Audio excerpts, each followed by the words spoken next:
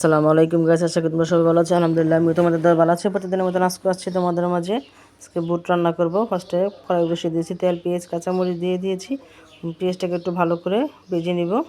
দেখো পেঁয়াজটাকে নেড়ে চেড়ে দিয়ে দিচ্ছি, দিয়ে ভালো করে ভেজে নিয়েছি। এখন দিয়ে দিচ্ছি সামান্য পরিমাণ আদা রসুনের পেস্ট, দিয়ে দিচ্ছি হাফ চামচ হলুদের ফাঁকি, পরিমাণ মতন লবণ দিয়ে দুইটা ছোটো সাইজের আলু সাইজ করে কেটে নিয়েছি। দুইটা আলু দিয়ে ভালো করে ওটাকে একটু সিদ্ধ করে নিব। এই পানির ভিতরে আবার তোমার আমি বুটটা দিয়ে দিব। আর আমি বুটটা রমজানের একদিন আগে তোমার সিদ্ধ করে ডিপ ফ্রিজে রেখে দিয়েছি, সেটাও তোমাদের সাথে শেয়ার করব। আর আজকে বুট আর ঘুগনি নিয়ে তোমাদের সাথে শেয়ার করতে আসছি। তো দেখো আমি বুটটা কুতুম দিয়ে দিচ্ছি।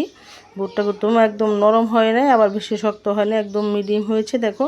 আর একদম আস্তে আস্তে হয়েছে। তোমরা এভাবে ইচ্ছা করলে রেখে খেয়ে দেখতে পারো, ইনশাআল্লাহ অনেক অনেক ভালো লাগবে। আর মুখে লেগে থাকবে। আর বাসায় করলে তো বাসার জিনিস অন্যরকম হয়, স্বাদই অন্যরকম তোমার। এতে দেখো ধনিয়া পাতা কুচি দিয়ে দিচ্ছি। বুটটা কিন্তু প্রায় হয়ে গেছে।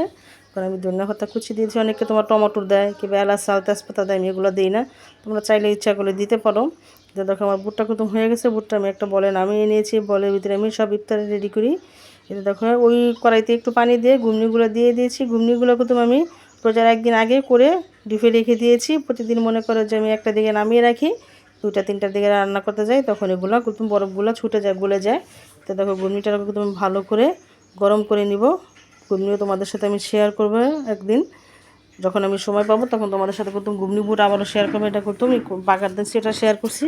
এটা দেখো ঘুগনি আর বুট কুতুম বলের ভিতরে নিয়ে নিয়েছে। যদি ভালো লাগে তোমাদের লাইক কমেন্ট শেয়ার করো। আল্লাহ হাফেজ।